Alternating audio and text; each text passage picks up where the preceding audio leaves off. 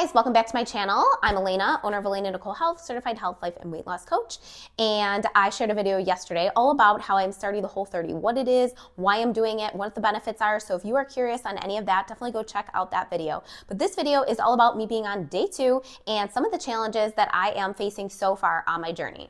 Now I should say I was eating like a flexible paleo-ish style lifestyle with a lot of flexibility though. Like on the weekends I was having wine, I was having desserts, all the things, but it does make my transition into a round of Whole30 a little bit easier than if I was just starting from scratch.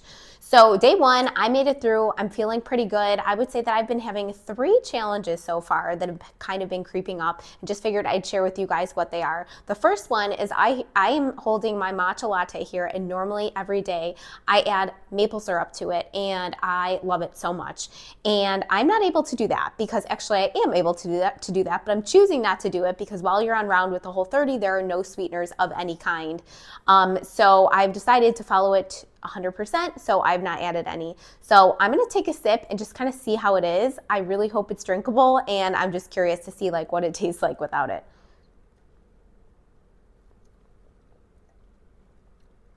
So it's drinkable, but it's definitely not as good as it normally is. I make it with just cashew milk, water, and matcha, and then some maple syrup. Cashew milk that is only 2 ingredients, water and cashews. So it is still compliant, but it is not as good without the maple syrup, unfortunately. I think I'll still be able to drink it though.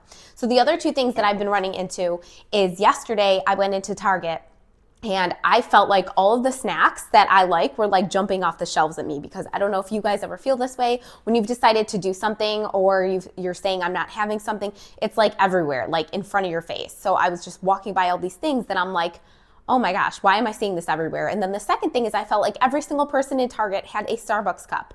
And if you've ever done a Whole30 or if you've looked into it or if you watched my first video, you know that we're not having most of the things that Starbucks sells. So like any of their beverages that have any kind of milk or anything added in usually have sugar, and we're not having any sugar of any kind, like I mentioned. So pretty much Starbucks is off the table unless you're going to have a black coffee, an Americano, or I think they have like 1 or 2 teas that have absolutely nothing in them. For me, those are not the drinks I want there. I usually get a latte, and like I said, all of their milks have sugar and other additives that aren't included on the Whole30, so they're not things that I'm drinking. But I swear, like everyone I passed had a Starbucks cup. It was really cold out, so I'm like, it would be really nice to have a Starbucks right now, but because I'm on the Whole30, I'm not doing that. The third thing is I have a bunch of like healthy kind of paleo snacks that are around my house that also aren't included while you're on the round of Whole30. So I have to decide what I'm going to do with those because it's going to be 30 days before I'm going to eat them again. So those are the 3 main things that have been kind of a little bit of challenges for me. I'd say number 1 is definitely this and my tea lattes that I like to have that I put sweetener in. They're going to taste totally different. However, the first time that I did the Whole30,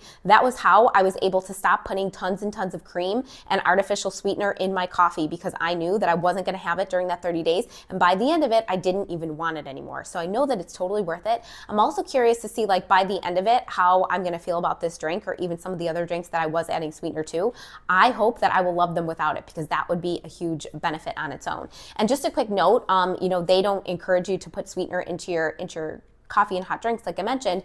And a big reason is because one thing that we are focused on during these 30 days is like what they call slaying the sugar dragon. So basically getting rid of sugar cravings. So anything that can contribute to that, which would be like sweetening a drink or sweetening other things that we don't necessarily need to, we are completely eliminating. Besides the fact that I think it was the Whole30 that mentioned, if you are adding a ton of cream and sweetener to your coffee, do you really like coffee? Or do you just want a hot beverage that's really sweet and creamy? And I thought that was kind of funny and kind of true. So yeah, there is that. Day 2, here we go, and I will see you guys.